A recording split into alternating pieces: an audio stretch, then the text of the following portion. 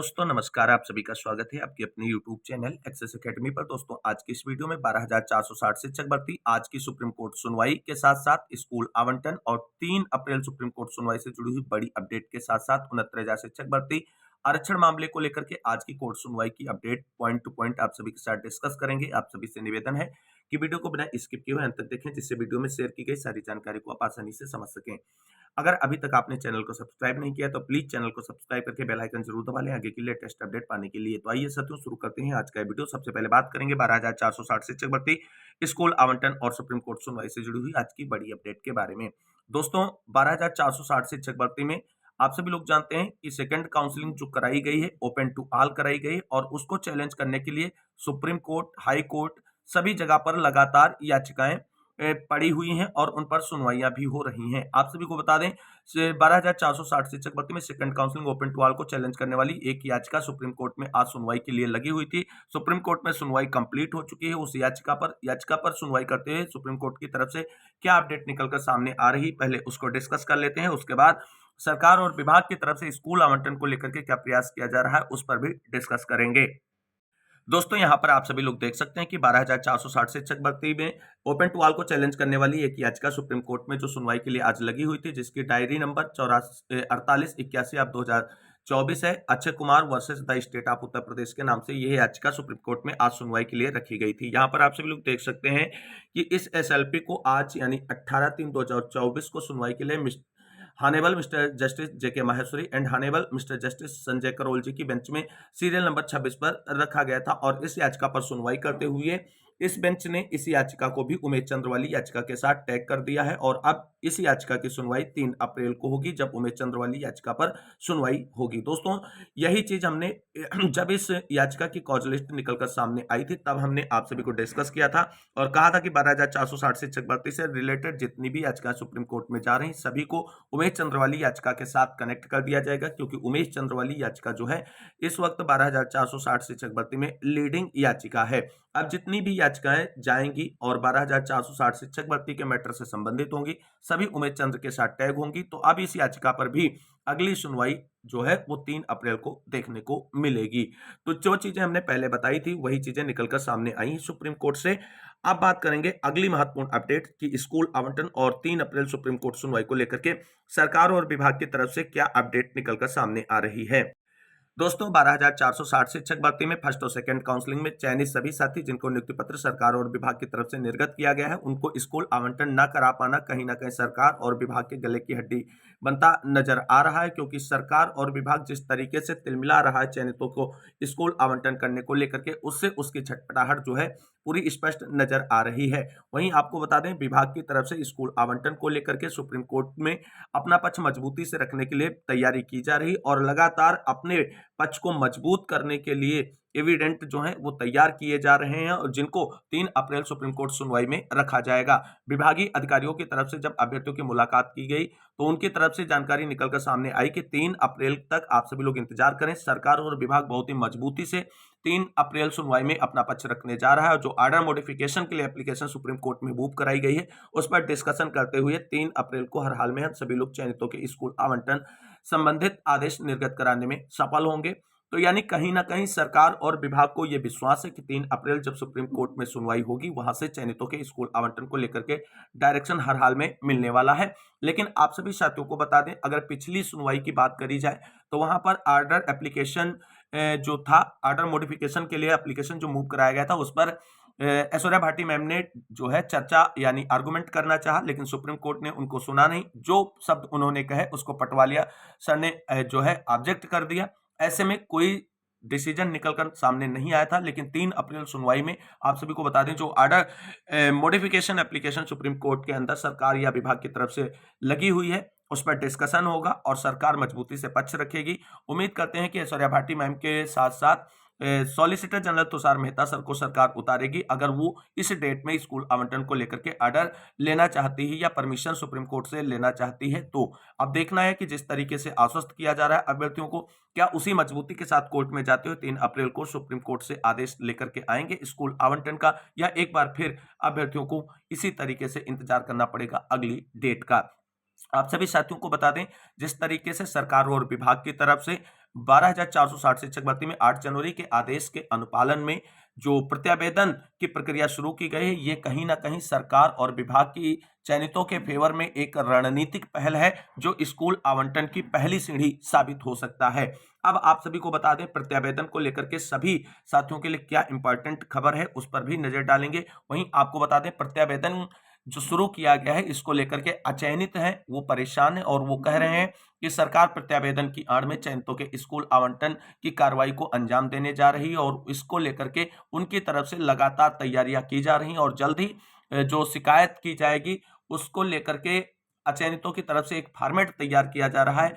केवल और केवल उसी फॉर्मेट पर सारी जो शिकायतें होंगी अचयनितों की तरफ से वो जाएंगी पोर्टल पर। और आप सभी साथियों को बता दें, जैसा कि 20 मार्च से आप सभी के लिए पोर्टल खोला जाएगा बेसिक शिक्षा विभाग का। जैसे ही पोर्टल खुलता है, सभी चयनित हो या अचयनित हो, सभी भाई बहनों से निवेदन है कि आप सभी की जो भी क्वेरी है, जो भी क्वेश्चन है, जैसे जिनका नियुक्ति पत्र होल्ड है वो भी अपनी समस्या को, भाई शिकायत ही उनकी है, उसको वो शेयर कर सकते हैं। अगर मान लीजिए किसी को टीटी 2016 वाले चयनित अभ्यर्थियों से आपत्ति है, उसको लेकर के वो शिकायत कर सकते हैं। जो नौकरी कर रहे हैं उनसे संबंधित कोई शिकायत है तो वो भी शिकायत कर सकते हैं। लेकिन एक चीज का ध्यान रखना है कि केवल और केवल 12,460 शिक्षक भर्ती से जुड़े हुए मुद्दों को ही आप सभी लोग प्रत्यावेदन के माध्यम से शिकायत दर्ज कराएंगे। अन्य किसी भर्ती से रिलेटेड नहीं, यहाँ पर आप प्रत्यावेदन के माध्यम से कोई चीज डिस्कस करेंगे। तो कोई भी शिकायत हो, छोटी बड़ी हो, चाहे काउंसलिंग से रिलेटेड हो, चाहे आपके मार्कशीट से रिलेटेड हो, या कोई नौकरी कर रहे हैं उनसे रिलेटेड हो, या स्कूल आवंटन से रिलेटेड हो, सभी प्रकार की समस्याएं जो हैं आप प्रत्यावेदन के माध्यम से कर सकते हैं और इसके लिए कोई आपको टेंशन लेने की जरूरत नहीं है। अगर फिर भी आपको लगता है कि हमारा प्रश्न जो है वो शिकायत करने योग्य है या नहीं, तो आप कमेंट करके बता सकते हैं। यूट्यूब चैनल के कम्युनिटी पोस्ट पर जो पोस्ट है उसके नीचे आप कमेंट करके जरूर डिस्कस करें।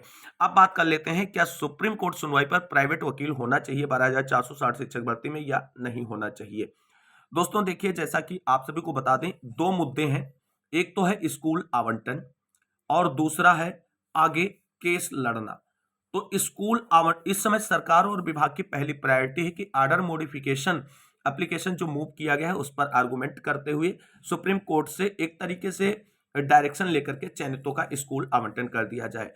आपको बता दें, स्कूल आवंटन के लिए जो प्रोसेस किया जाना है वहां पर प्राइवेट वकील की कोई जरूरत नहीं है। वहां सरकार को ही सुना जाएगा और सरकार ने जो है एप्लीकेशन मूव कराई है तो सरकार का पक्ष सुनते हुए और अपोजिशन को सुनते हुए इस पे जो है आर्डर मॉडिफिकेशन जारी किया जा सकता है सुप्रीम कोर्ट की तरफ से। तो स्कूल आवंटन को लेकर के जो सरकार की तरफ से आर्डर मॉडिफिकेशन एप्लीकेशन है उस पर सरकार के अधिवक्ता ही डिस्कशन करेंगे। तो यहां चयनितों की तरफ से प्राइवेट अधिवक्ता की कोई जरूरत नहीं है, क्योंकि सरकार ने एप्लीकेशन मूव कराई तो सरकार का आर्गुमेंट होगा। तो कब पड़ेगी प्राइवेट वकील की आवश्यकता? दोस्तों आप सभी को बता दें, अगर मान लीजिए 3 अप्रैल सुप्रीम कोर्ट से स्कूल आवंटन का आदेश सरकार को नहीं मिलता है, तब आप सभी को बता दें आगे केस डिसाइड जब होगा तब आप सभी का स्कूल आवंटन होगा। ये सच्चाई है, एक डार्क साइड भी है आपकी नौकरी का, इसे ध्यान रखें।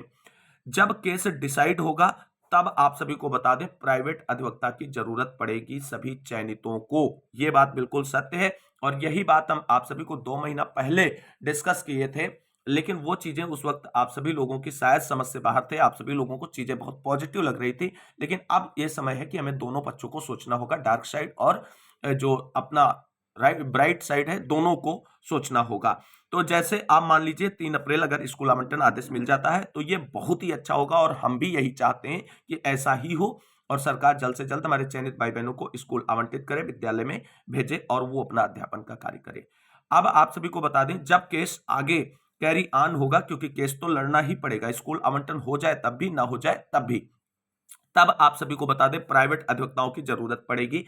ऐसा हम इसलिए कह रहे हैं क्योंकि आप सभी लोग जानते हैं कि जो उमेश चंद्र वाली याचिका है या रवि की जो याचिका है, उन दोनों में रूल को चैलेंज किया गया है।